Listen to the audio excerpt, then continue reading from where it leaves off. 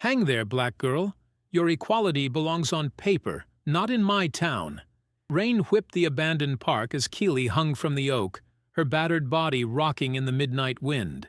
That night, a young black girl paid the price for daring to dream of justice. The bullies called it attitude. Then they made it a death sentence. In the shadows, her little sister Layla watched, choking back screams, then sprinted barefoot to the highway, begging strangers to stop. Doors stayed locked. Headlights sped past. Nobody wanted to believe a black girl's terror. Until the ground began to tremble and 99 Hell's Angels rolled out of the storm. What started as a rescue unraveled a town's dirtiest secrets, exposing a conspiracy that reached to the highest badge. Can outcasts become heroes if they refuse to be silent? Subscribe now and watch to the end, because the truth hits harder than any fist. Rain whispered over the cracked blacktop of Old Route 66, that dying vein where the heart of the town no longer beat. At this hour, the world seemed drained of mercy, just darkness, wind, and one desperate cry. Out of the rain and mud, a girl burst barefoot onto the highway, her thin arms waving, her dress torn like a flag of surrender. Layla, 16, skin the color of storm clouds, eyes rimmed red with terror, ran for her sister's life. She screamed until her throat tore raw. "Somebody help! Please, my sister! They're killing her, please!" A car's headlights flared, glinting off wet asphalt. It slowed, engine growling, tinted window rolling down just enough for a wary face to squint out. For a second, hope flickered in Layla's chest. Then the driver's gaze hardened, flicking to his phone. The latest warning: don't stop for fake emergencies. New gang trick, luring good folks to get robbed. The window snapped shut. Tires spun. Mud splattering and the car vanished, leaving only exhaust and a bitter silence behind. Layla's knees buckled. She pressed her fist to her mouth, sobbing, rage and fear crashing through her in waves. In this town, people only heard what they wanted. A black girl screaming at midnight was just another rumor, another problem to ignore. But for Kelly's, time was bleeding out. Lightning fractured the sky. Thunder rolled, and with it came the sound that would change everything. The low, unified growl of engines, swelling from a distance like a coming storm. Layla staggered up, squinting through the veil of rain. Twin rows of headlights, red, gold, blue, pierced the night, their beams sweeping over broken fences and rotting road signs. One by one, bikes peeled out of the darkness, chrome glinting, engines snarling. 99 of them, all patch jackets, heavy boots, wild hair, and eyes that had seen too much. At their head rode a man whose presence made even shadows seem to part. Rocco, gray-bearded, a slash of a scar down his left cheek, eyes sharp and cold as a winter dawn. The bikes slowed, forming a barricade across the road, engines idling. Layla's body trembled, every instinct screaming at her to run. Stories about the Hell's Angels haunted every corner of town, but she had nowhere else to turn. She took a breath that tasted of blood and mud, stepped forward, and screamed, "Please! My sister's dying. They're killing her in the park. Please! Please!" A ripple ran through the bikers, some faces tightening in suspicion, others simply watching, detached. Rocco swung off his bike, boots crunching gravel, rain soaking into his cut. He studied Layla, his expression unreadable, but something in her eyes, wild terror, hopeless love, made him pause. He knelt down, face level with hers. Where? His voice was gravel and command, honed by battles, betrayal, and lost brothers. Layla choked out, "Blackwood Park. Please, you have to hurry. She's up in the oak. They hung her." Without another word, Rocco rose, eyes flickering toward his crew. "Turn 'em around," he barked. "All of you. We ride. Now." Engines exploded to life, louder and harsher than thunder. Layla was lifted onto a bike behind a burly rider, arms gripping cold leather as they tore down the broken highway and veered off onto a rutted dirt path. The world blurred past, rusted playgrounds, sagging swings, the ghost of a merry-go-round spinning in the wind. The bikers flooded into Blackwood Park, their lights cutting a brutal path through the trees. The rain fell harder, drumming on helmets, pooling under old swing sets. Then, suddenly, all beams found the same target, and the world seemed to stop. At the far end of the clearing, a great old oak hunched over, branches twisted against the night sky. From one of its lowest limbs, something swung, small, broken, unnatural in the light. Kellis. Her skin was mottled with bruises, her face smeared with mud and blood. Her feet dangled inches above the ground, shoes missing, dress torn beyond recognition. Ropes bit deep into her neck, chest heaving shallow, lips barely parted. For a heartbeat, it wasn't clear if she was still alive, or only a memory waiting for morning to bury her. The bikers stared in mute horror, all the bravado and myth draining out of them. The only sound was Layla's sob, ripped from somewhere so deep it almost didn't sound human. A flashlight beam wavered over Keyless's face. Her eyes flickered. For a moment, hope flickered, thin as candlelight in a hurricane. Then the silence shattered, boots pounding the earth, leather creaking, commands barking out as Rocco moved first, cutting through the line of men like a knife. Under the glare of 100 headlights, Keyless's limp body swayed, a grim shadow on the world's oldest gallows. Her life dangled by a thread, every second a battle she was losing. But before that old tree became a grave, before the ground opened to swallow another black girl's story, let's go back and see what led to this crime. 2 days before the screams shattered Route 66, life at Jefferson High dragged on with the kind of quiet violence only an American high school can perfect.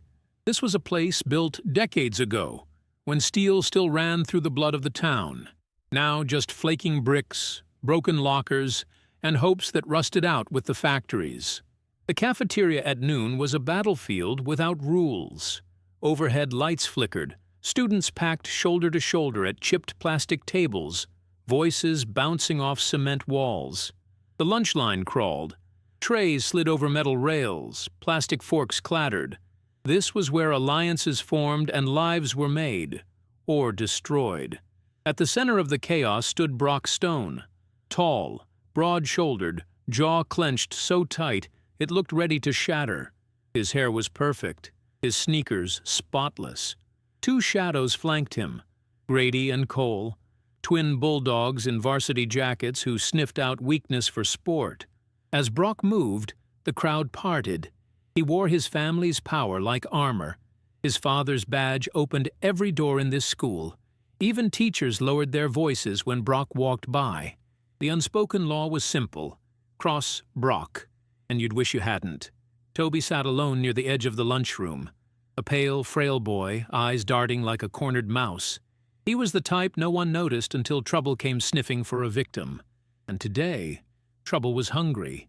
Toby's mistake was a glance, nothing more. A nervous look in the wrong direction. It was all Brock needed. He strode over, eyes cold, and without a word slammed his lunch tray onto Toby's head. Mashed potatoes oozed down Toby's neck, milk soaking his shirt.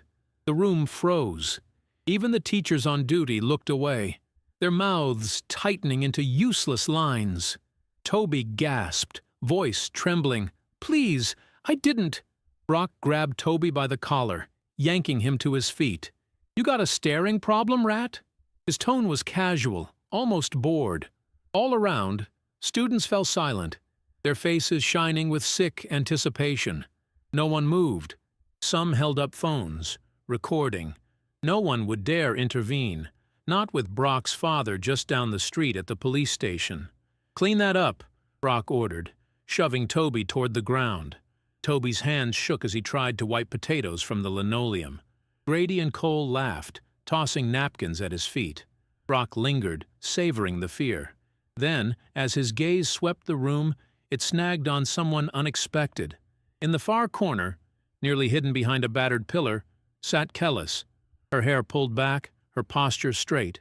She hunched over a battered leather notebook, pen scratching in quiet defiance. She didn't flinch.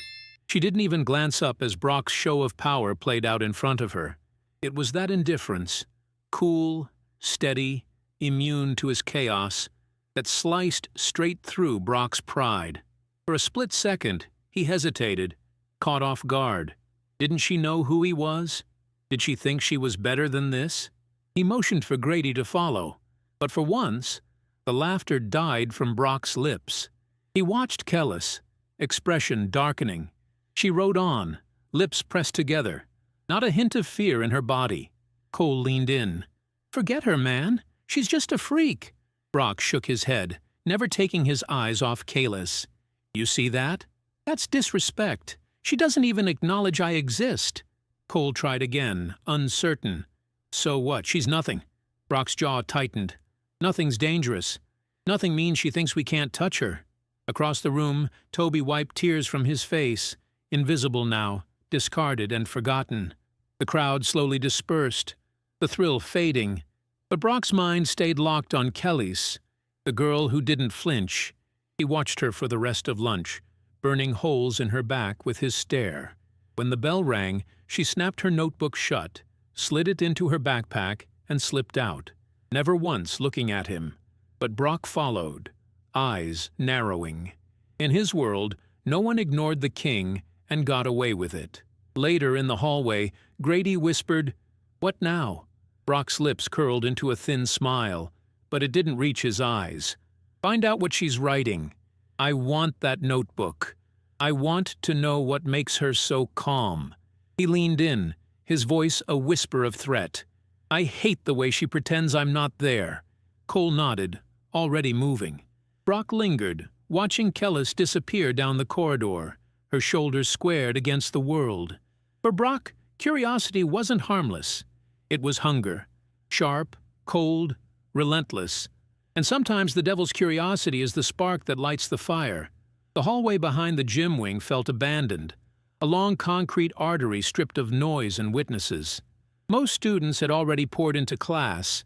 Lockers stood half open, like broken teeth, and the fluorescent lights buzzed with a tired, uneven hum.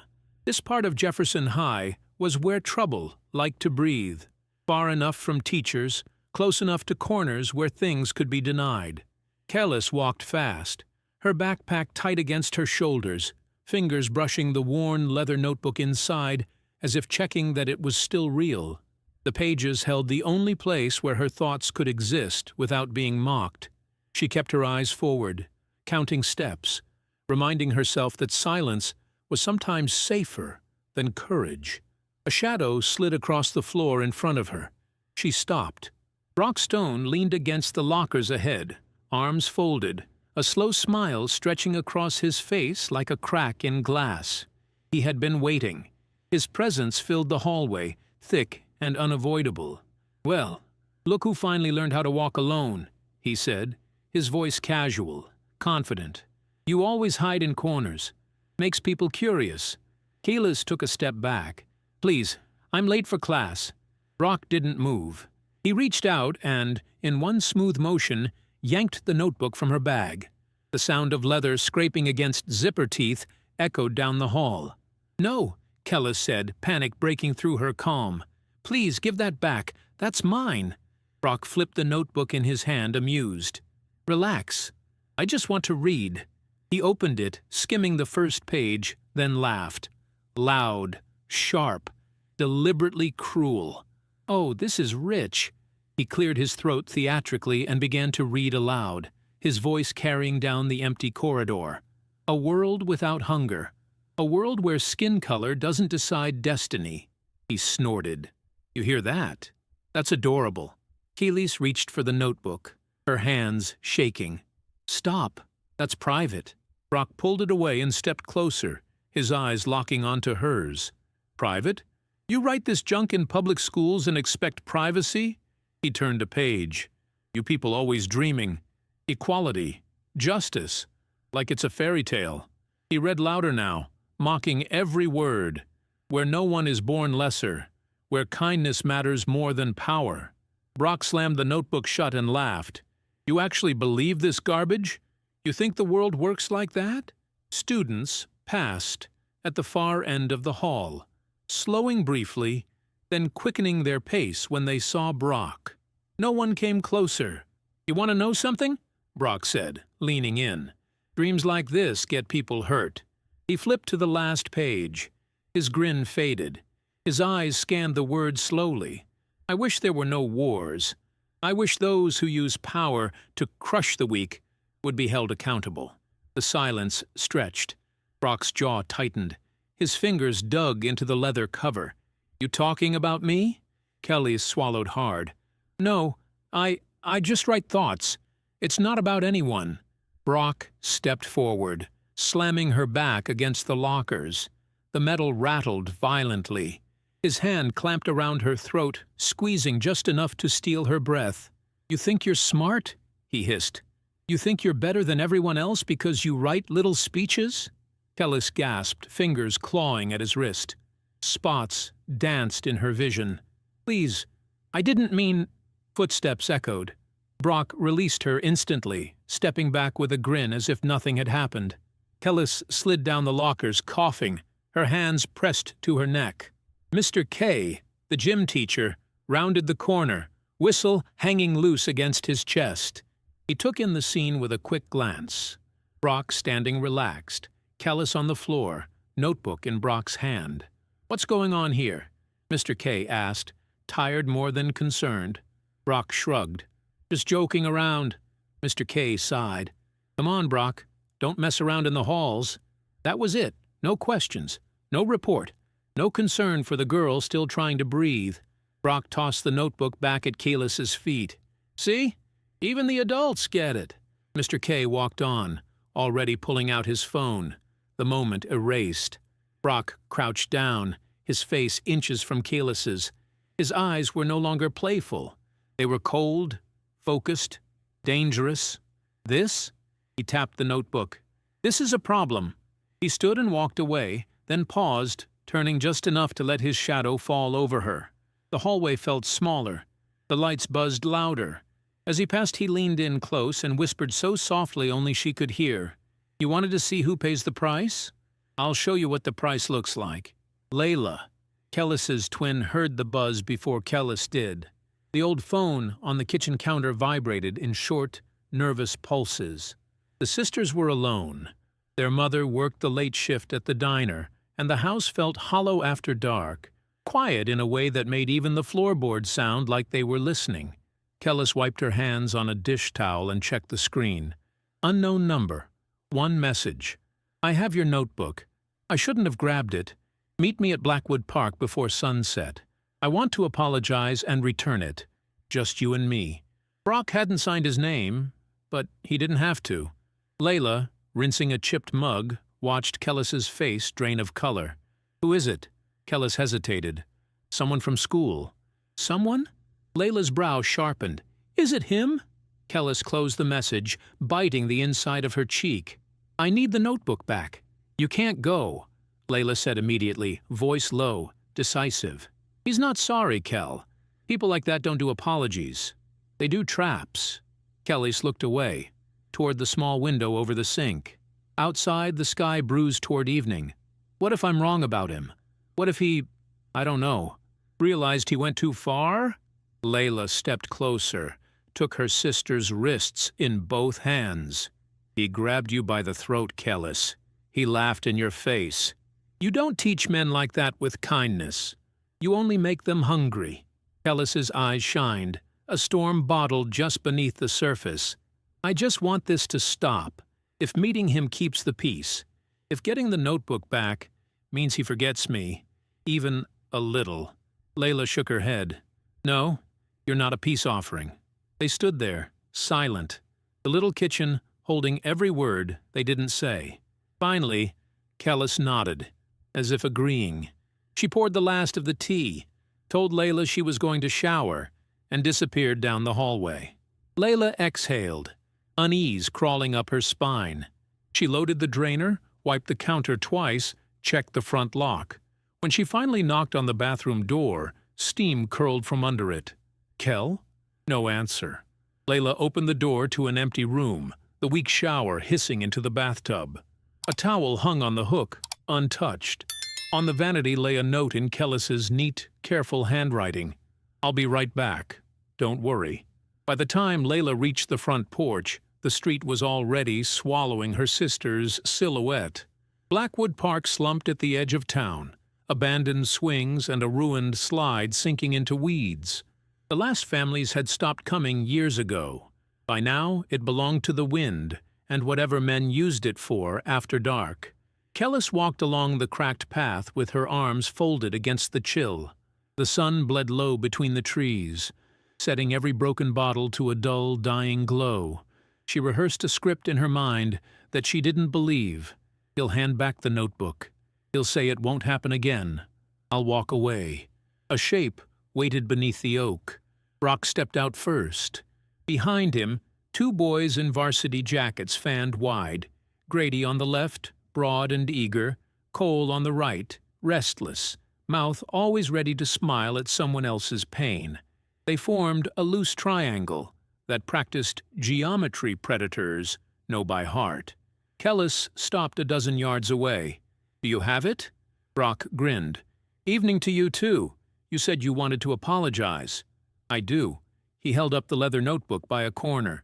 For a second, Kellis felt something uncoil in her chest. Then Brock flicked his wrist and tore the cover clean off. The sound of pages ripping snapped the world in half. Kellis flinched like she'd been slapped. Brock laughed softly, feeding page after page into the wind. Some stuck wetly to the grass, others fluttered skyward like broken birds. Why are you please?" Kellis said, voice climbing without her permission. "Please don't." Brock crushed a handful of pages in his fist and tossed them at her feet. "You really thought I called you out here to say sorry? To give you back your little prop?" He waved at the poems and the lists and the folded hopes now soaking in the dirt. "You write like a saint, and look at me like I'm not there. That's worse than hate." Kellis took a step back, then another. Her chest tightened. "I haven't done anything to you." "Let me leave," she said. "Please, I don't want trouble." Brock clucked his tongue, strolling forward like the ground belonged to him. "You do. You wrote dreams. You wrote a world that doesn't need me." Her eyes burned. "Is that why you hurt people? Because a better world scares you?" Brock's smile faded to a line. He reached out, caught a strand of her hair, and let it slide through his fingers. An invasion disguised as a caress. "Let me teach you how the world actually works." He gestured lazily, and the boys grabbed her, one at each arm, rough, sudden. Kellis cried out, twisting, heels skidding in the mud. "Stop! Stop! Stop!" Her voice broke. Brock took a step back to admire the picture. "Do you want to know why I care?" His tone warmed with theatrics, words passing through him as if he'd memorized them long ago. "Because my father says people like you are weeds. And weeds," he plucked a wet leaf from her shoulder and flicked it away, "spread. You choke good soil. So, what do you do with weeds, Kellis?"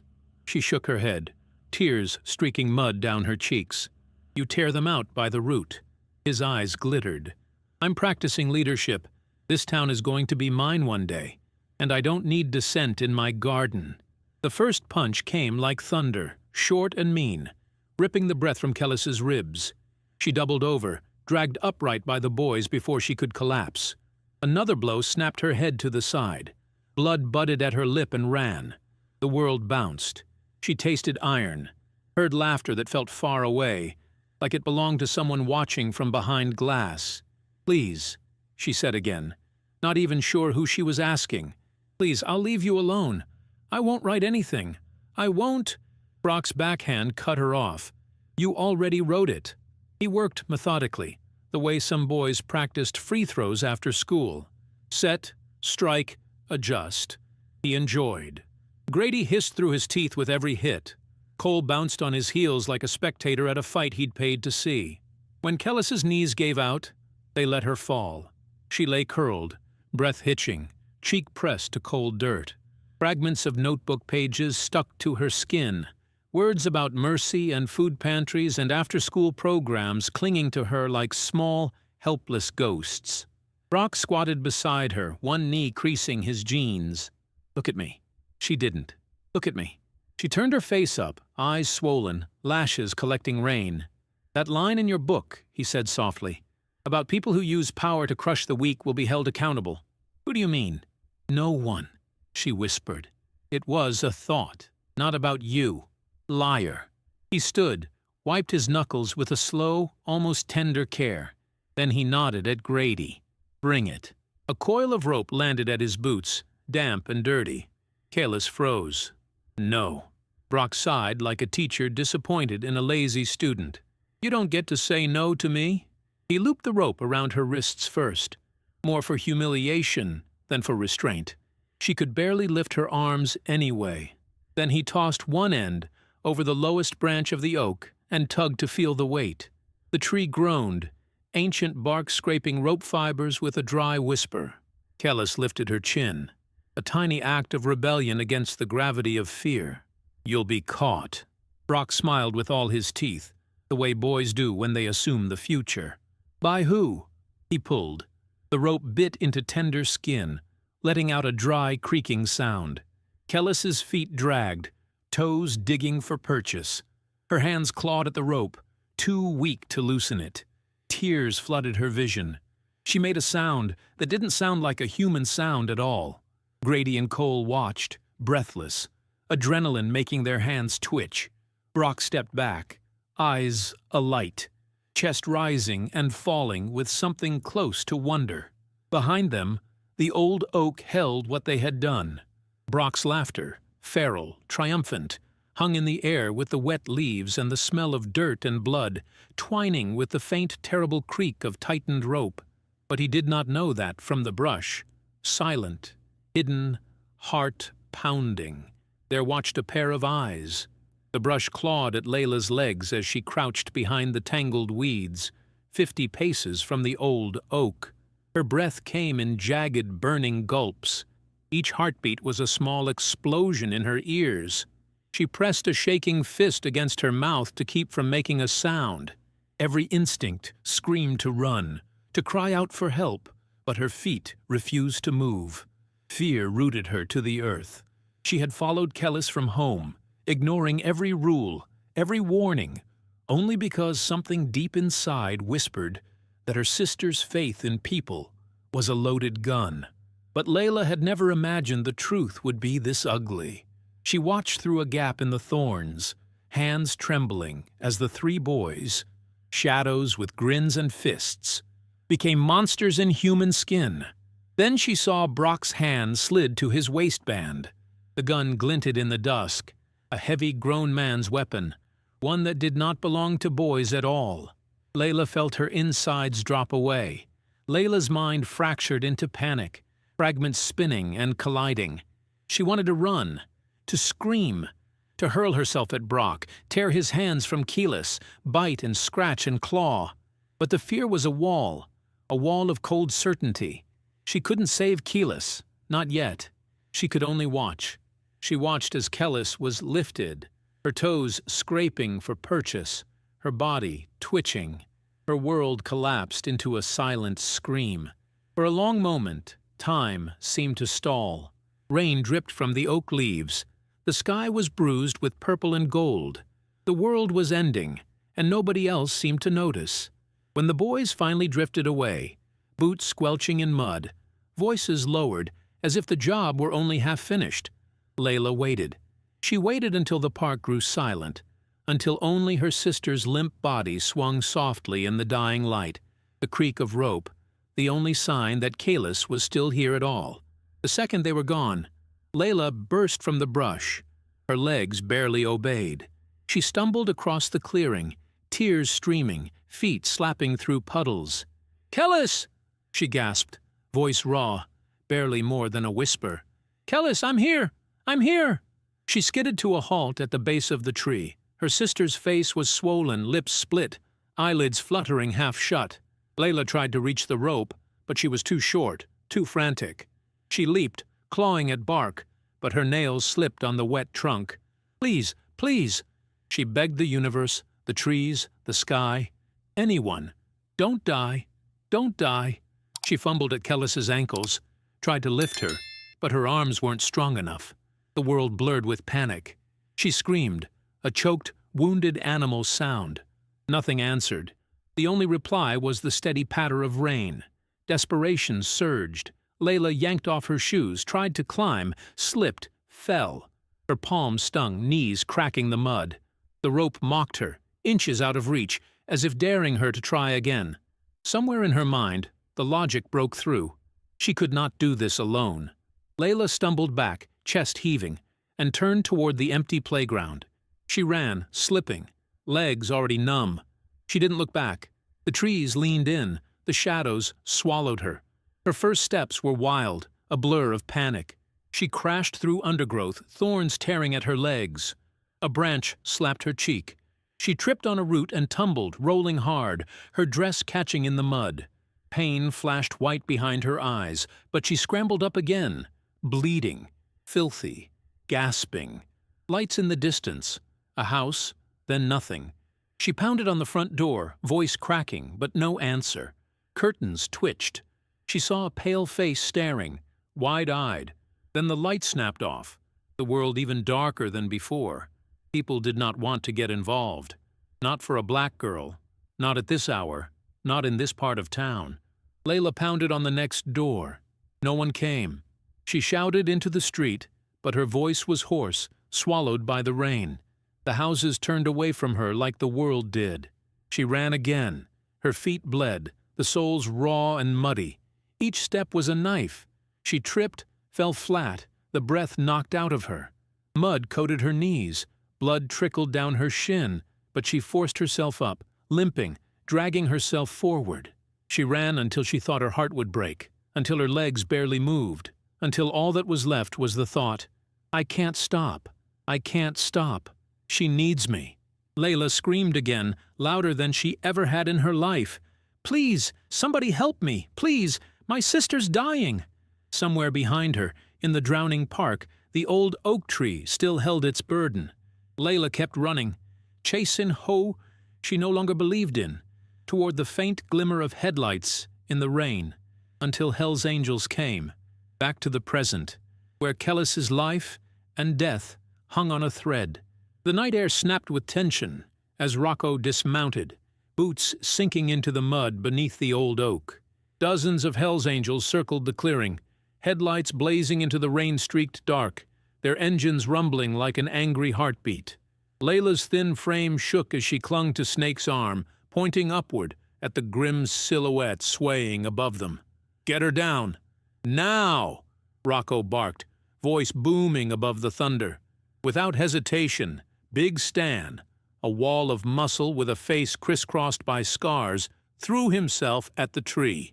He shimmied up the trunk, boots gouging the bark, and reached the thick, wet rope. His knife flashed silver. The sound of rope slicing was almost drowned by Layla's sharp sob.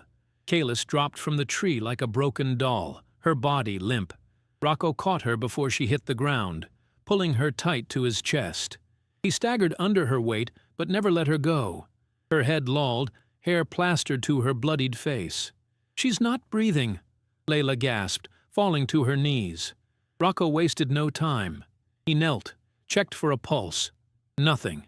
His face hardened. Clear out, make space! He roared at the bikers. Give me light! Get back! Engines idled down. Voices fell.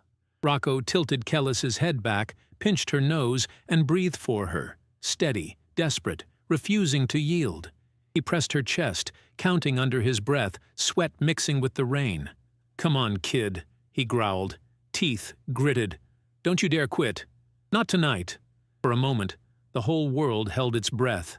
Layla sobbed into her fists, her cries swallowed by the silence of grown men waiting for a miracle. Then, Kellis spasmed, her chest heaving. She coughed, water and bile spilling from her mouth. Her eyes flickered, unfocused, but alive. The relief in that clearing was like thunder.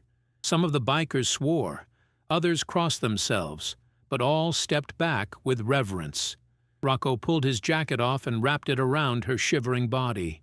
"You're safe now, kid. You're with us."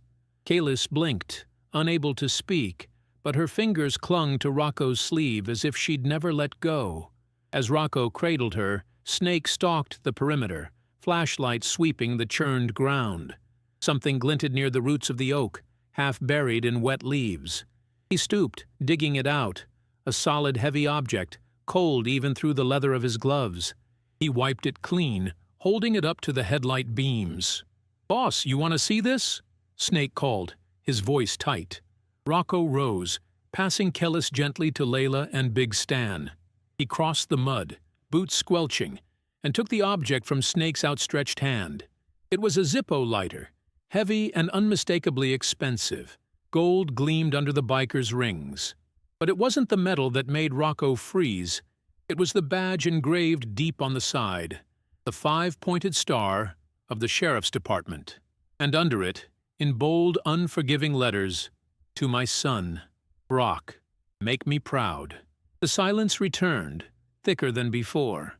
Snake's eyes flicked to Rocco, waiting for his reaction.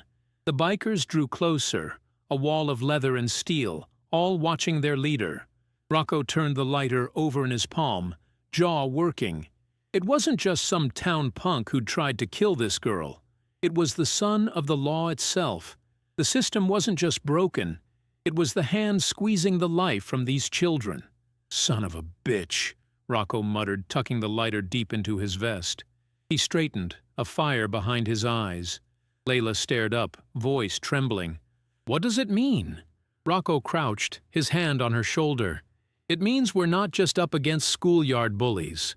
We're up against the people who are supposed to protect us. You did good, kid. Now we finish this."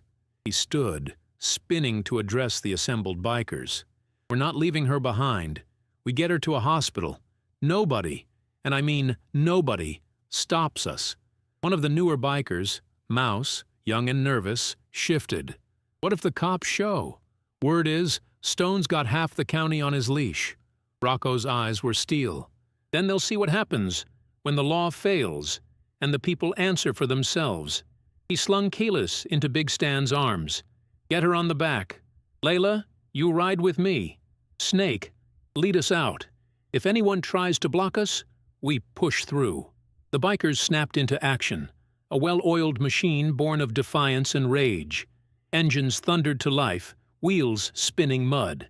As the convoy roared down the dark highway toward the distant glow of the hospital, Rocco pulled the Zippo from his vest, flicking it open, flame burning in the wind. He growled, voice low but rising, echoing in every helmet. "If the sheriff wants his kid safe, he'll have to go through us first. And if the sheriff stands in our way, drive right over him."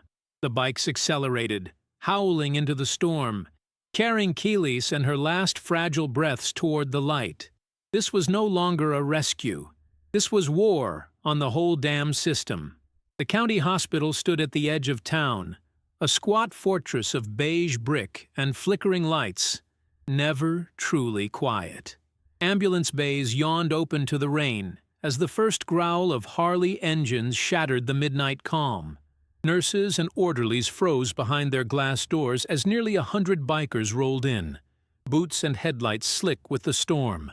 Rocco leapt off his bike, cradling Kelis, her body limp, face ghostly under harsh lights. "Somebody help!" he thundered, voice echoing through the sliding doors. His command was met first by shock, then urgency. Nurses rushed forward, eyes darting from Kellis's battered frame to the sea of leather and steel behind her. A doctor with gray at his temples took charge. Inside, trauma bay. Now, a stretcher appeared as if conjured by panic. Rocco gently laid Kelis down, her hand slipping from his as she was whisked away by hands in blue gloves. Layla stumbled behind. Mud and blood streaked down her legs, but Rocco caught her by the shoulder. "Let them work, kid. Stay close." The bikers fanned out, forming a wall down the corridor. Every patient, every staff member shrank from their silent, unblinking vigil. No one dared challenge them. Not yet. Rocco paced, knuckles white, the gold Zippo burning in his pocket. Layla hovered at his side, trembling but refusing to sit. Around them, whispers spread like wildfire. What happened to the girl? Why so many bikers? But no one dared ask Rocco. His eyes made that clear. The doors banged open. Police. 4 deputies in full uniform swept in, hands on holsters, eyes wary. Behind them strode Sheriff Stone, the badge on his chest polished to a mirror shine. His boots clicked on the tile, his stare cool and unreadable. Stone's face held the careful calm of a man used to getting his way, backed by the full weight of the law. The hospital's energy shifted in a heartbeat. The nurses pulled back. The air grew sharp.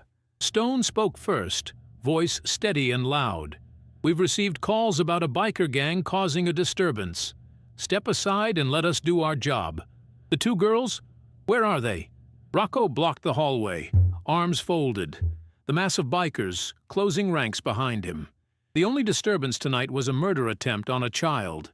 "We're not handing anyone over. She needs medical help, not a jail cell." One of Stone's deputies moved forward, but Rocco's men held their ground, every face set like stone. The corridor shrank to a gauntlet, cops on one side, bikers on the other, the whimper of distant machines filling the silence. Stone's eyes lingered on Rocco, sizing him up. "You think you can decide who gets police protection? In my county?" "I'm not asking again." "Where are the girls?" Rocco stared him down, then slowly reached into his vest, ignoring the hands that twitched toward drawn guns. He pulled out the Zippo, holding it up between 2 fingers. The overhead lights glinted on gold and steel. Stone's jaw tensed ever so slightly. Rocco's voice was quiet, but it cut through the tension like a blade. "You looking for this, Sheriff?" "We found it at the scene, engraved and all. Seems the killer left a calling card." He turned the lighter so the words caught the light. "To my son, Brock. Make me proud." A hush fell over the hall. Deputies glanced at Stone, confusion and doubt flickering on their faces. Stone's hand drifted to his holster, fingers curling around cold steel. But he stopped himself short. His lips pressed into a thin, pale line. "You want to threaten a law officer, son?" he said softly. "I'm threatening a man who sends his kid to do his dirty work, then tries to cover it up with a badge," Rocco replied, never breaking eye contact. "If you're here to protect the guilty, you'll have to get through all of us." Layla stepped forward, voice breaking. "My sister almost died. No one helped her until they showed up." Tears tracked her cheeks, but her jaw was set. For a long moment, the hall was a powder keg. Every eye was on Stone and Rocco. The bikers stood shoulder to shoulder, silent but coiled. The deputies fidgeted, one glancing at Stone for orders. Hospital security hovered in the background, hands tight on radios, but unwilling to choose a side. Stone's gaze flicked between the lighter, Rocco, and the battered girl just out of surgery. The truth sat between them, undeniable and radioactive. Then the doctor returned, voice hoarse but steady. "She's alive. She's critical, but we're working on her. She needs peace and quiet, not another fight." Rocco nodded, relief storming his face. He faced Stone again, this time lower, more dangerous. "If you lay a hand on either of those girls tonight, if you try to lose evidence or silence witnesses, every person in this building will know. We're not scared. We're not leaving." Stone hesitated, hand still hovering near his weapon, weighing force and fallout. For the first time, something faltered in his composure, a flicker of doubt, the ugly seed of panic. Rocco leaned in, voice so low only Stone could hear. "That lighter? It's going straight to the feds if anything happens to those girls. Your power ends here." Stone's fingers twitched. The entire hospital waited. For a heartbeat, the old order teetered, but all that followed was silence, thick, suffocating, and absolute, as Stone dropped his hand and glared at the ground. In the corridor, the battle lines were drawn, and every soul present understood. This was just the beginning. Outside the ICU, tension still crackled along the white hospital tiles. Rocco paced, his eyes fixed on the trauma bay doors where Keyless was fighting for every breath. Down the hall, Bikers murmured in clusters, some watching for police, others guarding Layla as she shivered in a blanket, hollow-eyed, but unbroken. Sheriff Stone and his men had retreated, but their shadow lingered. Deputies stood posted at every exit. Nurses whispered that Stone had ordered the hospital on lockdown. Nobody in, nobody out. Every phone call felt watched, every window a possible trap. The system was closing, slow and silent, ready to smother the truth. Rocco leaned against a vending machine, running a thumb over the Zippo lighter. It felt heavier with each passing minute. He knew the kind of men who protected their own, who bent law into a weapon. The lighter alone wouldn't be enough. As he waited, the hum of hospital life faded. Someone was watching him from the far end of the corridor, a small, hooded figure hunched on a bench. The boy looked out of place, lost, the kind of kid the world never saw until it was too late. The boy hesitated, glancing left and right, then slipped down the hall, keeping close to the wall. He stopped just short of Rocco, hands stuffed deep in the pocket of a faded hoodie, hood pulled so low only his chin showed. Rocco tensed. "Can I help you, son?" No answer at first, just trembling hands. The boy glanced over his shoulder, at the police, the bikers, the nurses. "I know what happened," he whispered, barely above a breath. Rocco's eyes narrowed. "You were there?" A nod, slow and terrified. The boy's voice cracked. "Please don't let them see me. If my dad finds out, if Brock—" He swallowed, words dying in his throat. Rocco crouched, his voice gentle, a tone he reserved for those truly afraid. "Take your time. What's your name?" The boy's mouth worked silently. Toby. Toby, smeared with food and humiliation by Brock, a ghost in the lunchroom, the one no one helped. Rocco's tone softened. "You were at the park last night?" Toby nodded, tears forming at the corners of his eyes. He glanced around again, then slowly fished a battered old phone from his pocket. The screen was cracked, taped at the edges. He held it like it might burn him. "I followed Brock," he whispered. "I didn't know what he was going to do. I just wanted him to stop." Rocco drew in a sharp breath. "Brock Stone. He's your brother?" Toby hesitated, then nodded. "Half-brother. Same dad. My mom. We don't talk about it. Nobody's supposed to know." The confession hung in the stale air. Toby's shoulders shook, but he pressed on. "Brock hates me. He always did. Dad acts like I'm invisible. I thought if I had proof, maybe they'd finally listen to me. Maybe they'd believe me. About what he does. About what they both do." Rocco's gaze flickered to the phone. "What's on there, Toby?" The boy's knuckles whitened around the battered device. "Everything. I recorded them. When he—" Toby squeezed his eyes shut. "I stayed in the bushes. I was scared, but I had to. I filmed the whole thing. The rope, the tree, all of it. Even when he laughed at her. Even when she stopped moving." A tremor ran through Rocco. The evidence, everything Stone's badge and Brock's arrogance thought they could bury, was in this boy's hands. Toby shook his head, eyes wild. "I'm scared. If Dad finds out, he'll kill me. He'll say I was spying. He'll say I betrayed the family. I'm nobody, but I can't let them get away with it." Rocco glanced down the hall. Deputies prowled, restless, suspicion in every glance. He dropped his voice low. "Toby, this is brave, but we have to get you out of here. If they see that phone, if they even see you talking to me, they'll come for both of us." Toby's hands shook as he offered the phone. "If you want to help Kellys, help Layla, take it. But you have to promise. Don't let my father get away with it. Don't let Brock hurt anyone else." Rocco took the phone, feeling its weight like a verdict. For the first time, hope sparked beneath the suffocating fear. Toby stepped back, his eyes pleading. "Please, don't tell them it was me. Don't let him find out. I don't want to die for doing the right thing." Rocco tucked the phone into his jacket. "You're braver than any man in this place, Toby. You did the right thing. And I swear, no one's going to hurt you for it." A voice barked from down the corridor, one of Stone's men moving closer. Toby flinched, melting into the shadows, disappearing before the cop turned the corner.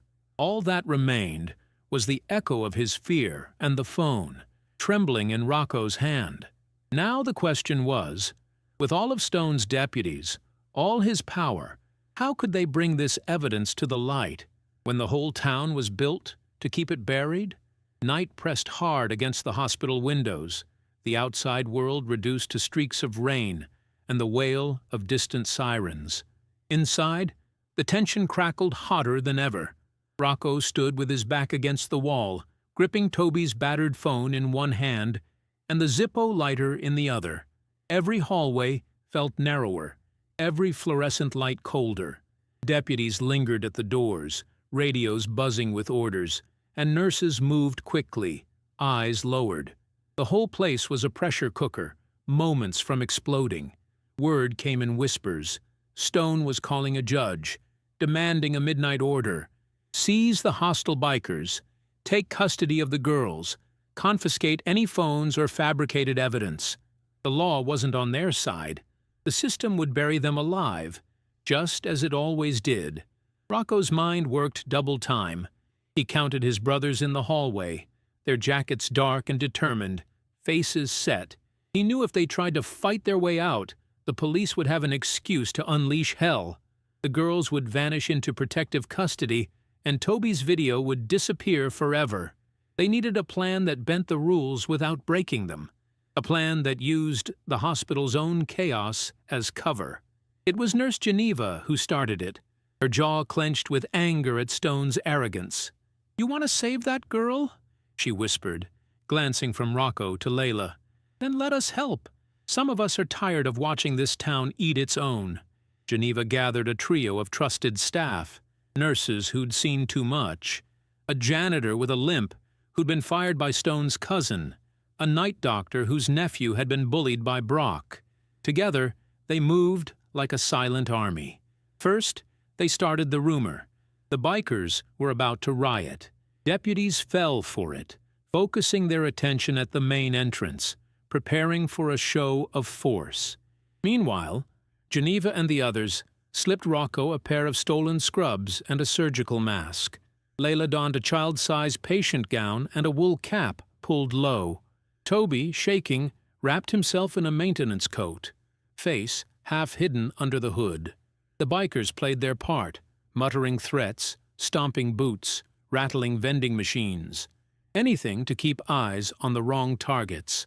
In the chaos, Mouse and Big Stan wheeled out a hospital bed, a lumpy figure covered in blankets, a portable monitor beeping for drama. The deputies closed in, barking warnings, hands on holsters. The patient was rolled straight through the front doors, only for the officers to discover moments later that the bed was empty, save for a pile of dirty laundry and a bottle of apple juice. At the same time, a battered old ambulance from the hospital's backlot roared to life. Its lights flashed once, twice, then shut off. Nurse Geneva guided Rocco, Layla, Toby, and a semi-conscious Kellis through a maze of storage rooms and utility corridors. They dodged security cameras, passed through the kitchen, and emerged into the night air behind the building. Rain poured down, blurring the world. Rocco's brothers waited in the shadows, engines off, every headlight dark. "Get on," Rocco urged, swinging Layla behind him. Toby hesitated, glancing back at the lit hospital windows, then scrambled onto the back of Mouse's bike. Geneva bundled Kellis with blankets, strapping her to Big Stan's chest, her breath shallow but steady. On Rocco's signal, the bikers pushed their Harleys through the mud, silent except for the soft squelch of wet tires. Once out of the glare of the hospital's back floodlights, engines roared to life, quick, muffled, then unleashed. At the front of the hospital, deputies dove for the ambulance as it barreled out of the lot, sirens howling. They gave chase, blocking intersections, ordering everyone to focus on the fleeing vehicle. In the rearview mirror, the empty ambulance tore down Main Street, lights flashing, with half the county in hot pursuit. But the real escape happened in the darkness. The bikers rode single file, lights off, weaving through the woods behind the hospital, wheels spitting up mud. Rocco leaned low, eyes fixed on the shadows, every sense tuned to the danger in the trees. Layla held on, knuckles white, wind and rain tearing at her face. Toby stared straight ahead, heart hammering. He gripped the phone under his coat like a life preserver. Police cruisers swept the main roads, but none looked for them among the back trails. Under the cover of the old growth were only those who knew the town's secrets dared to ride. The convoy moved like ghosts, headlights flicking on for a heartbeat, then vanishing. Behind them, the empty ambulance screeched to a halt. Deputies tore open the doors, cursing. The truth dawned too late. By the time Stone realized the bikers were gone, Rocco's crew was already miles away, skidding through country lanes toward a destination no cop would dare raid. Layla pressed her face into Rocco's jacket, half laughing, half crying. "We made it," she whispered, but Rocco's eyes remained hard. He knew this was only the first move. Stone would unleash the entire county now. There would be no hiding, not for long. They needed sanctuary.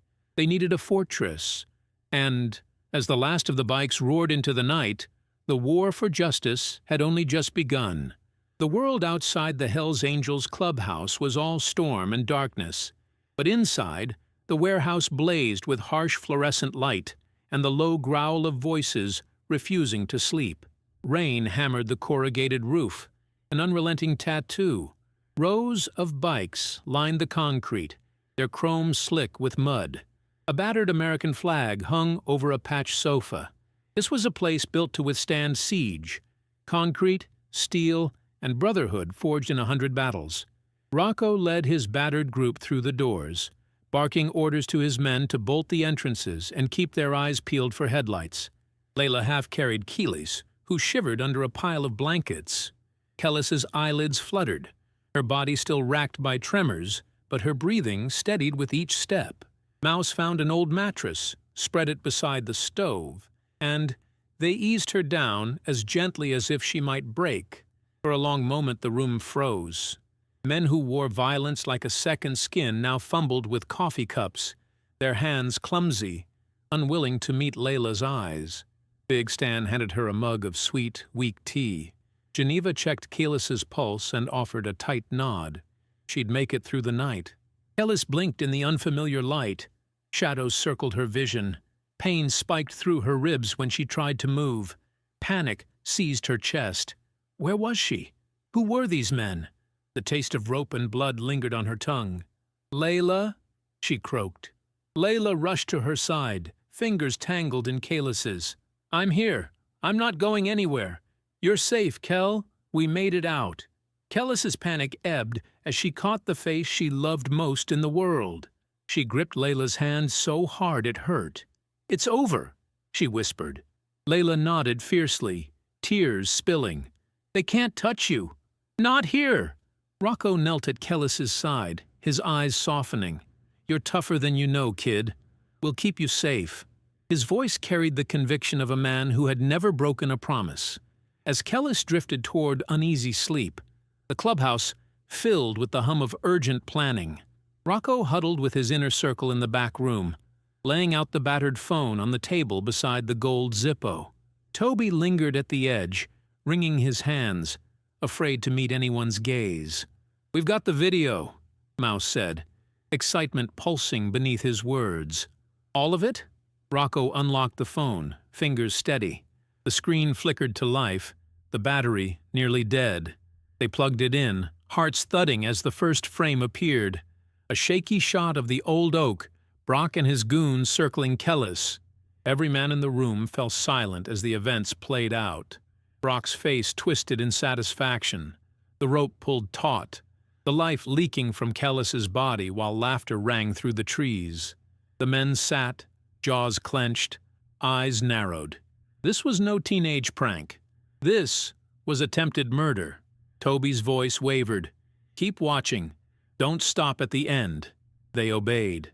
As Brock and his crew slunk away, the phone's camera, left recording, caught a set of headlights sweeping across the park.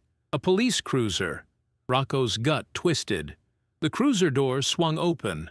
Out stepped Sheriff Stone, badge glinting in the light, face unreadable. He looked right at Kellis, dangling, barely alive. For a moment, Stone hesitated, the weight of his badge and his bloodline written in the slant of his shoulders. Then, without a word, he walked over, checked Kellis's pulse, coldly, clinically, reached down, and plucked her wallet from her pocket. He read her name, flipped the wallet shut, and turned his back. Stone walked back to his cruiser, pausing only to wipe his hands on his slacks, and drove away, leaving the girl to die. On camera, with absolute intent. The video ended. The room was dead silent, fury simmering in every corner. Rocco's knuckles whitened on the edge of the table. Mouse stared in disbelief. Big Stan swore under his breath. Toby's voice shook. He saw everything. He didn't help. He was supposed to help. Rocco's chest heaved, rage boiling over. With a roar, he brought his fist down on the table. The wood splintered under the blow, coffee splashing across papers and jackets. "He's not just a bad father," Rocco snarled, voice scraping raw. "He's a devil hiding behind a badge." Toby shrank into his hoodie, eyes shining with relief and fear. Rocco wiped the blood from his knuckles. "Tomorrow's the mayor's speech. That's our shot. We put this in front of every set of eyes in this town. We let them see who's been running their lives, who's been killing their kids and calling it justice." Mouse nodded. "We'll never get another chance." Layla appeared in the doorway, still holding Kellis's hand. "We're with you," she said, her voice steady. "All of us." Outside, the rain hammered harder. But inside the fortress, the mood shifted. No longer hunted, but hunting. Tomorrow would decide everything. Morning came cold and sharp, sunlight slicing through thinning clouds. The whole town had turned out for the mayor's speech and annual affair, but this year's crowd vibrated with unease. The old clock tower loomed over the square, flanked by hastily hung banners. Order, unity, safety. Police cruisers boxed the edges of the plaza. On the makeshift stage, a line of local officials stood at stiff attention. Sheriff Stone, immaculately uniformed, waited center stage, his face a portrait of controlled concern. At his side, Brock wore a crisp navy suit, tie knotted perfectly, hair tamed and eyes lowered, picture of the good son. The crowd watched him, whispers passing from mouth to mouth. Most saw only the story they were told. Stone stepped to the microphone, clearing his throat. Cameras turned. His voice was measured, each word honed for maximum effect. "Ladies and gentlemen, friends and neighbors, I stand before you today at a time of crisis for our community. Last night, our quiet town was invaded by outsiders. A lawless biker gang swept in, bringing violence to our streets and terrorizing our people." He let the accusation hang, scanning the crowd for sympathy. "These criminals, Hell's Angels and their imitators, have kidnapped innocent children, put them in harm's way, and threatened the very fabric of our town. I've been sheriff here for 20 years. I swore an oath to protect all our citizens, your families, your children from those who would destroy what we've built." Murmurs rippled, some faces hardening, others skeptical but silent. Stone pressed on, gesturing to Brock. "No one has suffered more in these dark hours than my own son. Attacked, held hostage. Traumatized Brock is a victim, like so many others. Yet here he stands, brave, forgiving, ready to help us rebuild." Brock played his part well. He kept his eyes downcast, hands clasped, the very image of wounded innocence. For a moment, even those who had doubted Stone's story began to wonder maybe the bikers had gone too far. Maybe these outsiders really were the problem. Stone's tone shifted, growing urgent. "We must not allow chaos to win. We must not let outsiders dictate our future. I call on every decent citizen to stand with me. The law will prevail. I ask for your trust, your patience, as we restore order." He raised a fist. "This is our home. We protect it together." Applause, some genuine, some nervous, but beneath the surface, tension simmered. Whispers flitted. Where were the girls? Why so many bikers in town? What really happened in the park? Just then, a low rumble rolled through the square, subtle at first, like thunder muttering on the horizon. Stone's words stuttered. The ground itself began to tremble, the sound swelling, roaring, filling the empty spaces in every chest. Across the square, dozens of headlights flared. Motorcycle engines revved dozens, then hundreds, a wave of chrome and leather and defiance. Not 99, but 500 strong. Hell's Angels patches from all over the region. They rolled in, side by side, fanning out to the edges of the square, forming a living wall. People gasped. Some pressed back in fear. Others surged forward, cameras raised, drawn to the spectacle. The bikers cut their engines as one, silence ringing in the aftermath. The only movement was the glint of sunlight on a sea of battered jackets and hard faces. From the heart of the crowd, Rocco emerged, head high, boots striking pavement with the certainty of a man who had nothing left to lose. He did not carry a weapon, only a battered microphone, a black cord trailing behind. Layla, Kellis, and Toby stood at his side, flanked by the biker brotherhood. Stone stiffened on the stage, mask cracking for a heartbeat. The mayor turned pale, eyes wide.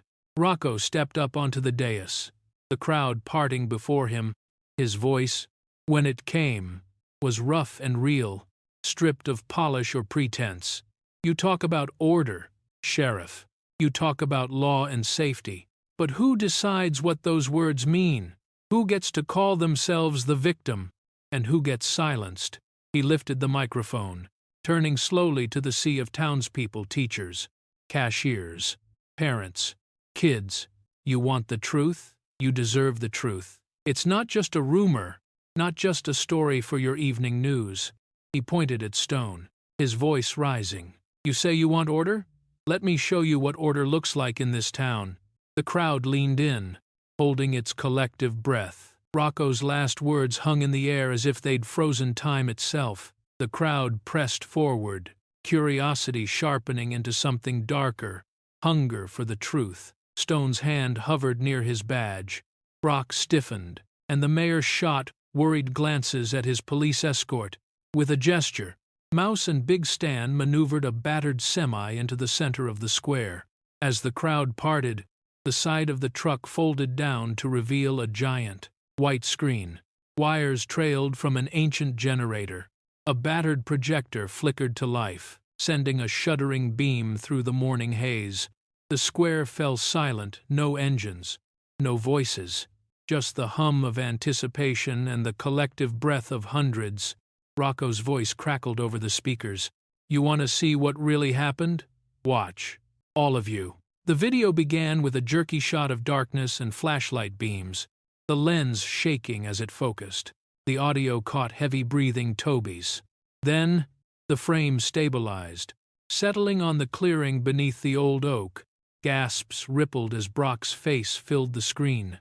Wild and triumphant, Grady and Cole grinning beside him. There was no mistaking his features, no room for rumor or plausible deniability. He yanked Kellis by the arms, slinging her against the tree. The rope snaked around her neck. Laughter cut through the quiet, sharp and ugly. Mothers pressed hands over their children's eyes. Old men swore under their breath. The camera zoomed on Kellis, her face swollen, eyes wild with panic, lips bloody. There was a raw, animal cry from somewhere in the crowd. On the screen, Brock pulled. Kellis's body jerked upward, her feet kicking the empty air. A wave of revulsion swept through the square. Some people turned away, others watched, horrified, unable to look anywhere else.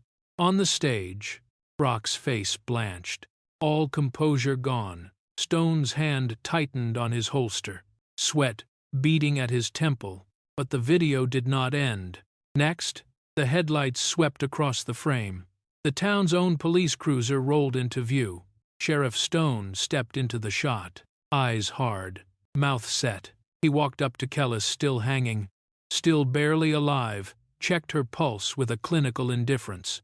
He looked directly at the camera for a split second. Then he reached into her pocket, took her wallet, and walked away, leaving her to die. There was no mistake, no edit, no escape. The crowd exploded, no longer whispers, but outrage. Shouts of shame and murderer echoed from wall to wall. Someone threw a bottle, another wept, clutching a child close. Stone snapped. He yanked his pistol from the holster and fired at the screen. 3 shots in rapid succession. The bullets tore holes in the fabric, but the image kept playing, flickering through the ragged wounds. Kellis suspended in the tree, Stone turning his back, the world watching. "Turn it off!" Stone howled, his voice cracking with panic. "It's fake! It's a deep fake! These people are liars! They want to destroy everything we've built! Don't listen!" No one moved, even his deputies, usually so quick to close ranks, hesitated, their faces pale. Some stepped away, hands raised. Others let their weapons fall to their sides.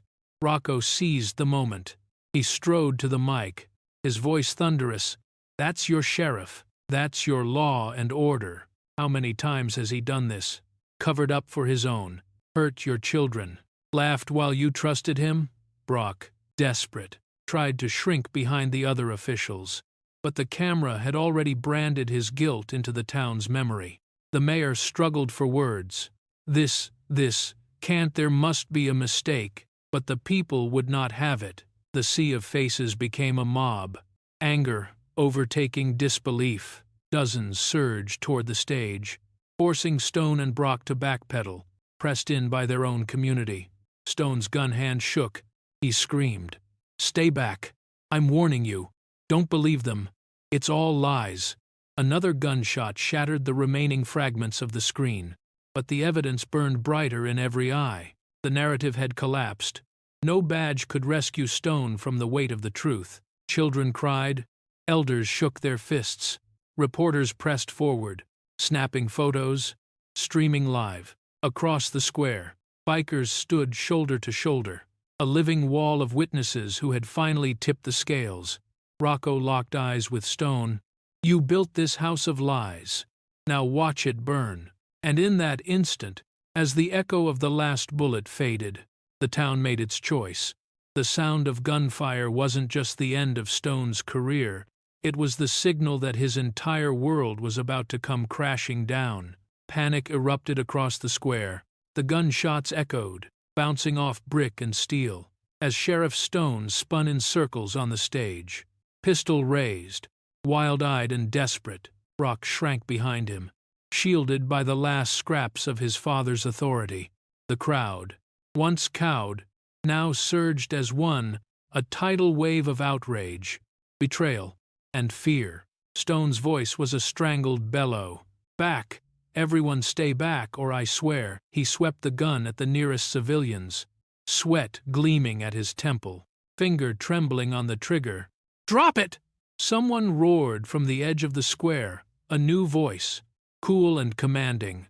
Men in dark windbreakers pushed through the chaos, weapons drawn, badges gleaming. The gold letters on their backs were unmistakable.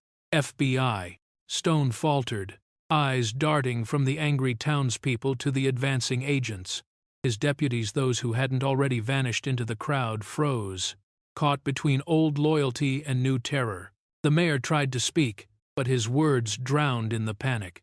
"Sheriff Stone, put down the weapon," the FBI lead barked. "You are under federal investigation. Lower your firearm now." Brock clung to his father's sleeve, white-knuckled and shaking.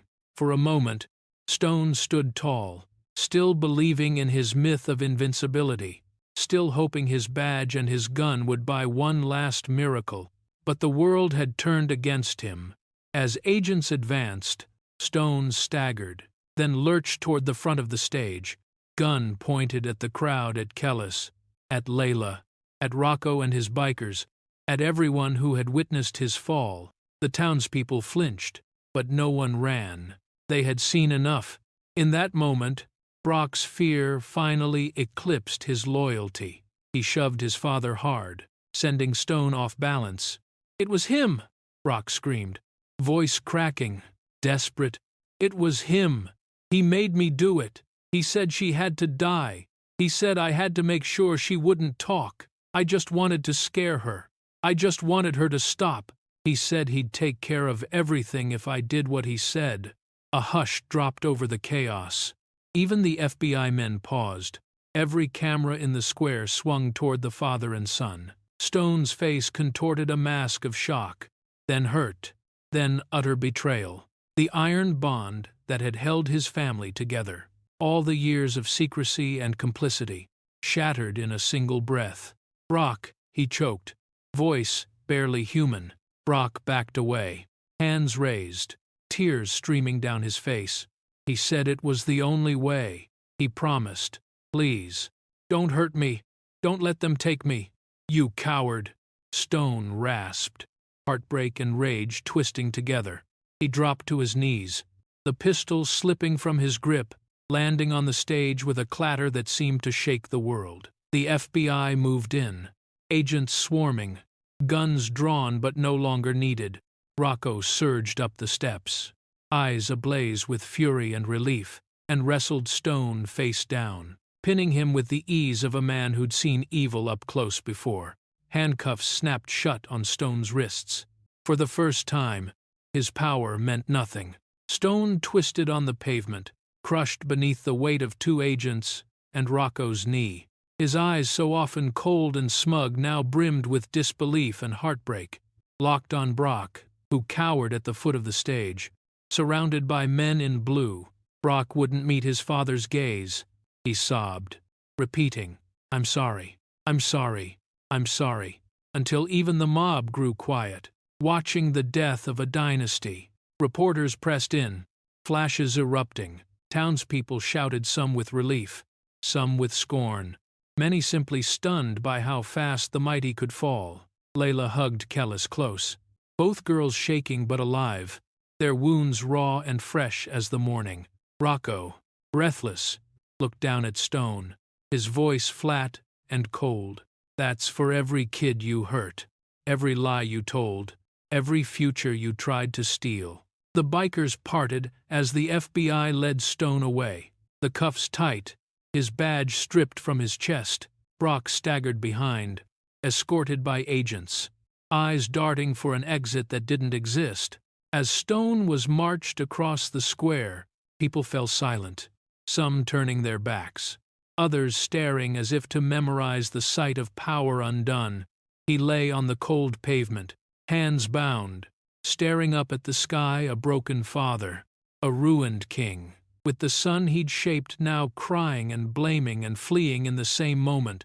The crowd closed in around the stage, the chants swelling, some for justice, some for revenge, some for mercy. The old order was over, but for Kellis, Layla, and everyone who had ever been ignored or abused by the powerful, the wounds were not so easily healed. Evil had fallen, but the real question remained: could Kellis ever truly heal from what had been done to her? The square was a mosaic of noise and color sirens, reporters, the rising wail of triumph and confusion. Sheriff Stone and Brock were gone, hustled away in separate cars, swallowed by the law they'd twisted for so long. The morning sun was climbing, burning through the last of the storm clouds, making the world look almost new. For a moment, the energy of the crowd surged toward the Hells Angels, people who, hours before, might have crossed the street to avoid these men, now rushed to shake their hands, to shout, "Thank you, and you saved those girls." News crews closed in, flashes sparking against cut-off vests and battered faces.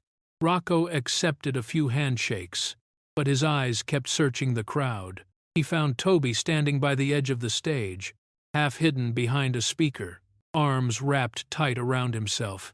He was as pale as the dawn, hoodie sleeves too long, head ducked so low, his chin touched his chest.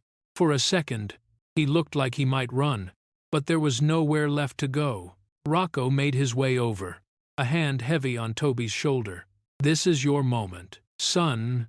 Don't run from it." Toby flinched, eyes flickering with panic. "They'll hate me. I'm his kid. Everyone saw." Rocco knelt to meet his eyes, voice low but steady. You stood up when no one else did. You did what was right when it cost you everything. You are braver than most men in this crowd. At that, Rocco gently led Toby to the front of the gathering, facing the townspeople, the bikers, and the cameras.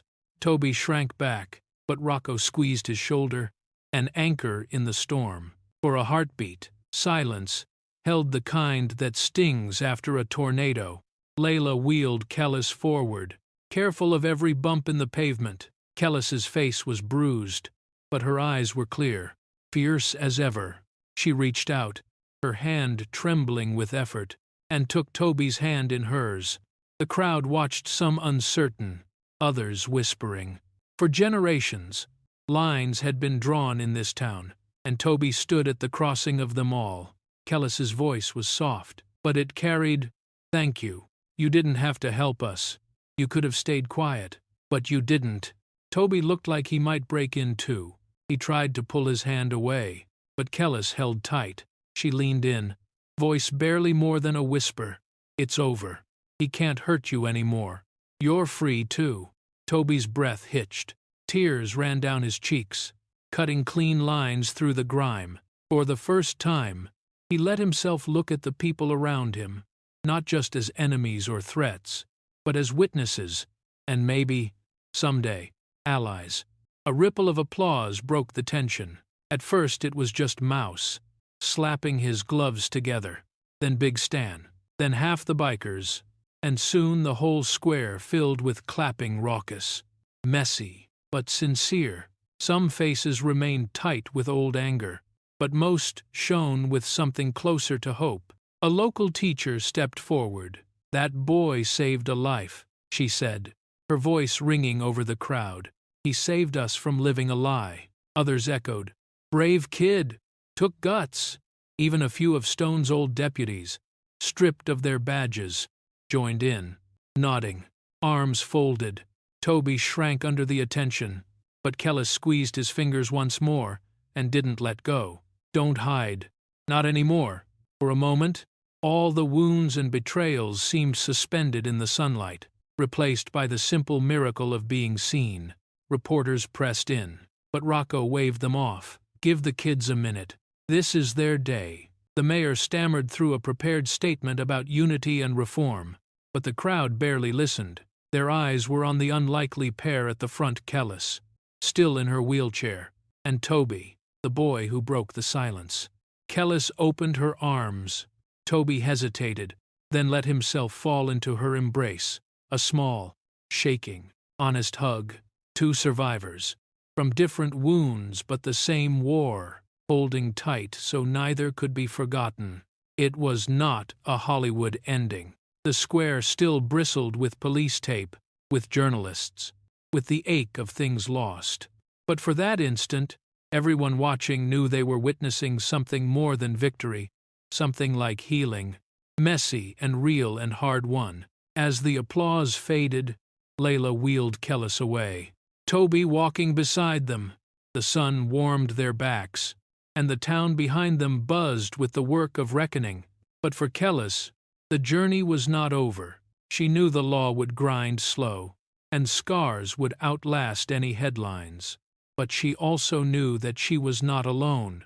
She had survived, and thanks to the courage of a boy the world never saw, her story and her voice would never be buried again. The world could change, Kellis realized, but it rarely did so overnight. In the weeks after the town square exploded into truth and chaos, Jefferson High School staggered through its own private earthquake. News trucks had camped outside for days, their lights sweeping across, peeling brick and battered lockers as if they could force out every ghost. The stories that had once crept down hallways as rumor now blared from televisions and phone screens across the state. Inside the school, the air was different. The principal, a man who'd spent years keeping the peace by keeping quiet, was gone, escorted out the front doors, with boxes of files and a face of brittle pride. 3 teachers followed, silent as shadows. Unable to meet the eyes of the students, they'd failed. Some resigned before the board could finish reading the charges against them. Others faced formal hearings. The halls felt cleaner, somehow, as if shame had finally forced out something foul. Rumor ran faster than any official announcement. Everyone knew who had been brave, who had stayed silent, and who had clung to the old lies long after they had begun to rot. The first day Kellis and Layla returned to Jefferson. High dawned with a sky the color of washed-out denim. Layla braided her sister's hair with extra care, fingers nimble but nervous. Kellis buttoned her favorite shirt with deliberate steadiness, her hands trembling only once when she pulled on her shoes. Their mother lingered in the doorway. She pulled both girls in for a long, silent hug, whispered, "Be proud. Hold your head high. Don't ever let them teach you to hide." When she let go, her hands trembled, but her eyes blazed. Outside, the rumble of motorcycle engines carried through the morning mist. Layla grinned and grabbed Kellis's hand. "Our ride's here." The Hells Angels had gathered at the curb, Rocco at the front, flanked by Mouse, Big Stan, Geneva, who now wore her nurse's scrubs like a badge of honor, and a dozen others. The sight of so many bikers outside a high school drew stares, but no one dared look long. Their presence was loud, defiant, and oddly joyful. As the girls approached, Rocco swung off his bike and nodded to Kellis, his eyes soft but proud. "Ready for the first day of the rest of your life, kid?" Kellis managed a shaky laugh. "As ready as I'll ever be." Rocco reached behind him and pulled out a black leather jacket, its back emblazoned with the Hells Angels logo, fierce, unmistakable. Beneath it, in hand-stitched crimson thread, was her name. "No one's gonna mess with you. Not as long as you wear this," he said. "But it's not just about protection. It's about respect. You earned this." Kellis hesitated, then slipped the jacket over her shoulders. It was heavy, comforting, and somehow made her feel taller. Layla whooped and snapped a photo on her phone. They walked side by side through the front doors of Jefferson High. Every eye turned, some in awe, some with leftover suspicion, a few with secret admiration. But no one dared to mock, sneer, or whisper as they had before. Wordless, the crowd parted. Inside, the change was more than just fear. The silence of the halls was different, no longer the silence of intimidation, but of something fragile being rebuilt. Former bullies kept their distance. Even the athletes and golden kids moved aside, as if the ground had shifted beneath their feet. Kellis noticed that some teachers now looked her in the eye, nodded with real respect, or, in some cases, apology. Geneva's niece, a freshman with nervous eyes, rushed over between classes to thank Kellis for standing up. Even the lunch lady offered an extra carton of chocolate milk with a conspiratorial wink. Layla, ever the watchful sister, scanned every face, every whisper. But nothing happened. No one so much as bumped Kellis's wheelchair in the crowded hallways. In the bathroom, Kellis paused before the mirror. For the first time in months, she met her own gaze and didn't look away. She pulled her journal from her backpack, the battered pages replaced with new, clean sheets. She started to write, not hiding, not hurried, but in broad strokes, as if daring the world to notice. At lunch, Rocco and the bikers lingered at the edges of the parking lot, chatting and sharing coffee with a few curious students. Big Stan fixed a broken bike chain for a junior who used to sneer at grease monkeys. Geneva offered advice to a teacher about dealing with trauma and shame. Mouse handed out Hells Angels stickers, which found their way onto lockers, guitars, and water bottles by the end of the day. For Kellis, the moment that truly mattered came near the end of the afternoon. She was waiting outside the library when a group of girls who used to snicker behind her back now approached, hesitant but determined. "We were wrong," said one, her voice shaking. "We should have stood up for you. We're sorry." Kellis nodded, her chest tight but light. "It's not too late to do better. Later."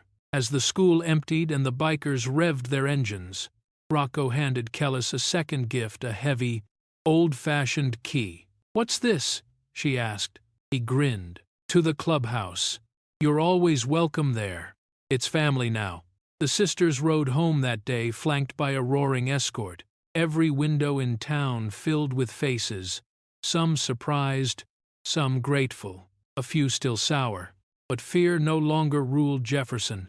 Rumor had been replaced by memory, and memory was turning into something like hope. That night, Kellis hung her Hell's Angels jacket on the back of her bedroom chair and opened her journal. She wrote, not about fear, but about freedom. No more hiding in the shadows. No more letting their words decide my worth. This town can't hurt me anymore. My story is mine. As the sun set, painting the world gold and soft, Kellis and Layla stood on the porch, arms around each other, watching the last biker ride out of sight. Kellis smiled, her voice steady. "We made it back, but this isn't the end." Layla squeezed her hand. "No, it's just the beginning." The shadows had receded, but the road ahead was still long, and Kellis knew the fight for justice and belonging would never truly be finished. The envelope waited like a bruise in the mailbox thick paper. Institutional ink, her name misspelled in a hard, impatient hand. Kellis stood on the porch with it balanced on her palm, listening to the late afternoon lull, a lawn-mower droning 2 streets over, a dog barking at nothing, Layla humming inside as rice simmered on the stove. For a moment, she considered dropping the envelope straight into the trash. But closing your eyes wasn't the same as closing a chapter. She slid a thumb beneath the flap and tore it open. The letter was short, ink pressed so deep it almost bled through the page. No greeting, no apology, just the voice she had learned to recognize, sharp, entitled, "Wearing certainty like armor. I was right then, and I'm right now. The world is simple. Strong people take. Weak people get taken. You didn't beat me. You found bigger dogs. You hid behind engines and leather and pity. That's all. If I had to do it again, I would. That's leadership. That's order. You'll learn."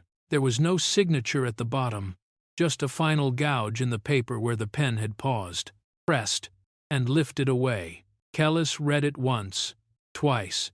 Her stomach didn't drop, her hands didn't shake. The words didn't crawl under her skin.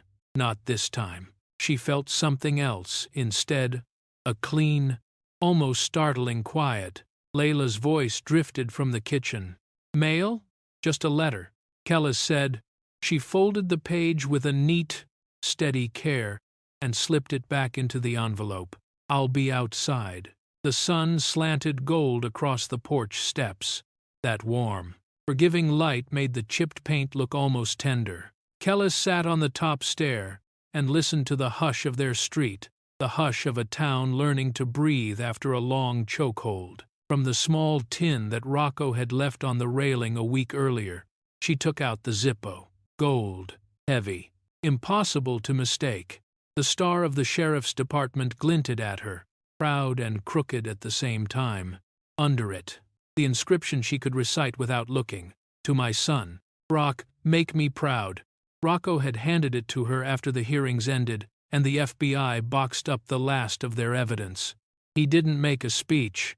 He just said, "It's yours to decide." Then he left it in the tin with a pack of cheap matches beneath, as if offering 2 separate eras of fire, one clean, one stubborn.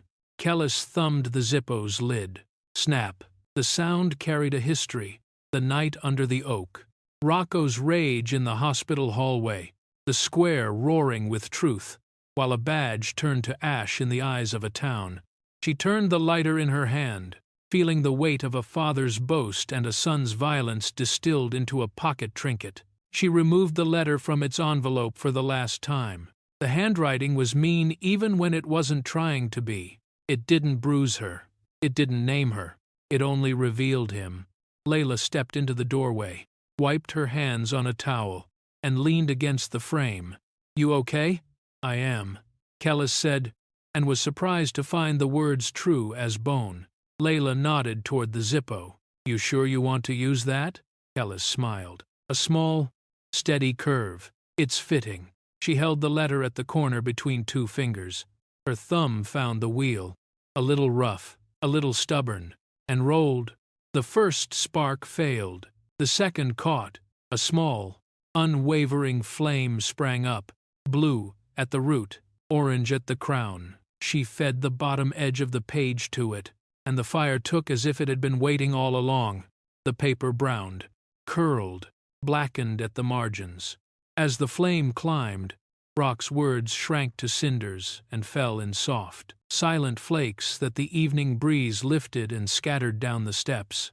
Strong people take. A corner burned away. You hid behind engines. Ash. You'll learn. Smoke, thin as a whisper, rose and vanished. Kellis watched until the last line was gone, and the flame licked only at itself. She snapped the Zippo closed. The porch was quiet again. Layla came and sat beside her. They didn't speak for a while.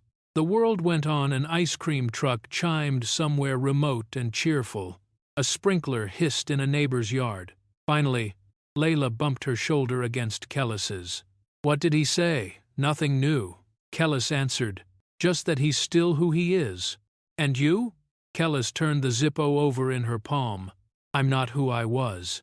She thought of all the nights before the oak writing with her head down, shrinking her voice to fit in the margins.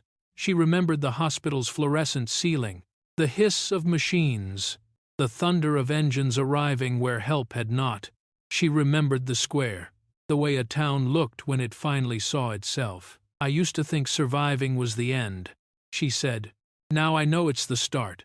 Layla slipped an arm around her waist and rested her head on Kellis's shoulder. The gesture was simple, ordinary, unbreakable. Proud of you. Kellis let the last thin thread of smoke drift away and stood. She walked to the old clay pot by the railing and tapped ash into the soil.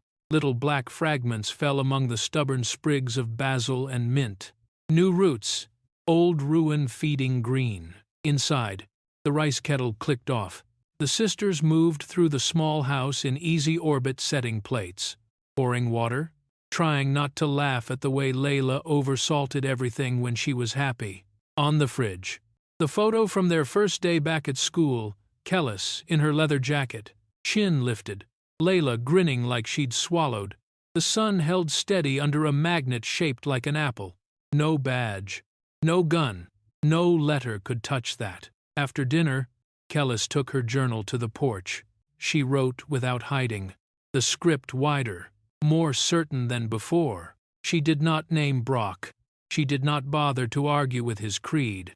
She wrote about mornings that didn't begin in fear, about the sound of engines gathering not to hurt, but to guard, about a boy who filmed the truth when men tried to bury it, about the way quiet could feel like power when it came after screams. A moth thumped softly against the porch light, somewhere down the block. Laughter burst and faded. Kellis closed her journal and traced her name on the cover, hers. Not misspelled, not mocked. She dropped the cooled Zippo back into the tin and placed the lid on top. It stayed there as a relic of a defeated rule, not as a relic of her pain. She wouldn't carry it in her pocket. She wouldn't build her days around it. The lighter belonged to yesterday. When she finally stood to go inside, Layla called from the living room. Movie night? Yeah? Kellis said, smiling. Movie night. She paused at the door and looked back at the porch, the faint dusting of ash, the quiet plants, the small square of sky turning violet. The chapter had closed without fanfare, without vengeance, just a clean, precise flame that refused to spread. That was enough. The letter had promised a world where cruelty ruled and mercy meant weakness. The ash said otherwise. The last breeze lifted the tiniest fleck and carried it into the dark.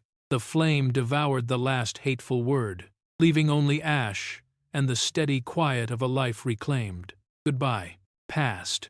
The road shimmered beneath the early summer sun, a silver ribbon unfurling across the land. Route 66 stretched wide and open, flanked by wildflowers and the promise of escape. The world felt both impossibly vast and beautifully simple, a place where beginnings and endings could blur, where healing moved at the speed of the wind. Kellis perched behind Rocco on his Harley, arms snug around his waist, leather jacket warm beneath her chin. Layla rode just behind, sharing the seat with Big Stan, hair streaming behind her, laughter caught by the breeze. All around them, a convoy of bikers rumbled forward, engines growling low, chrome and color dazzling in the sun. It wasn't a parade, not exactly, but something stronger, a pilgrimage. Dozens of motorcycles, each carrying more than just passengers, stories, scars, redemption. Some of the riders wore patches from as far as Chicago or Atlanta, drawn by the tale of a town that had finally learned to listen. Today, their destination was a battered shelter outside the city, a pit stop on a long charity ride, bringing supplies, food, and hope to children who knew too much about fear. Kellis breathed in the sharp scent of asphalt, grass, and freedom. The rhythm of the bike, the roar of her chosen family all around, settled her nerves in a way no medicine ever had. For the first time in a long time, she felt safe. Not because evil was gone, it never really left, but because she knew she was never alone again. They pulled over at a rest stop where the sky arched blue and unbroken above the fields. Layla clambered down, stretching, already swapping jokes with Mouse and Geneva.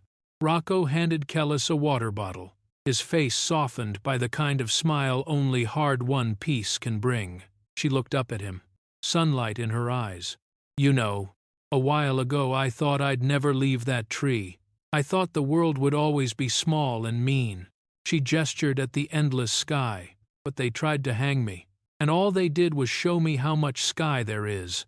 And from that sky, angels really do come down sometimes on two wheels." Rocco squeezed her shoulder, voice gentle. "You earned every mile of this. Kid, don't ever let anyone say different."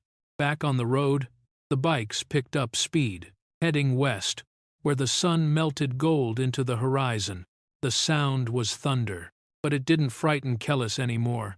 It was the heartbeat of solidarity, a language that carried farther than cruelty ever could. She closed her eyes for a moment, letting the wind lift her hair, letting herself imagine all the others, every kid who had ever felt invisible or unwanted watching from porches, bus stops, or classroom windows. Maybe, just maybe, they'd hear this story.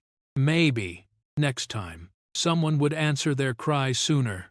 As the convoy swept onward, Kellis glanced over her shoulder. Layla was grinning, fearless, whole. She turned back to the horizon, where the road ran straight into possibility. Her voice rose above the engines, steady as a prayer. "They tried to end my story. All they did was give me the sky. And now, the world knows what happens when you don't look away from suffering. When you answer the call, justice rides with you." The sun dropped lower, painting everyone in fierce orange. Helmets glinted. Bikers raised their fists in greeting to passing cars. For the first time, Kellis felt that their story wasn't just about survival. It was about the promise that no voice should go unheard, that mercy could be mightier than hate, and that help could come from where you least expected.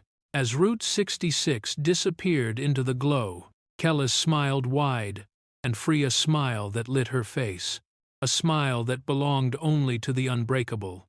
Kellis's radiant smile caught the last light, a promise that hope would always ride beside those brave enough to call for it. Every scar Kellis carried became a testament to courage, not defeat. Through darkness, betrayal, and brutality, she and Layla found the power to speak up, the strength to heal, and the truth that justice can rise from the most unexpected places. Their journey proved that even when the world turns away, one voice joined by others can break the silence, rewrite destinies, and bring hope where hope once seemed lost. What would you have done if you heard Kellis's cry for help that night? Share your thoughts in the comments below.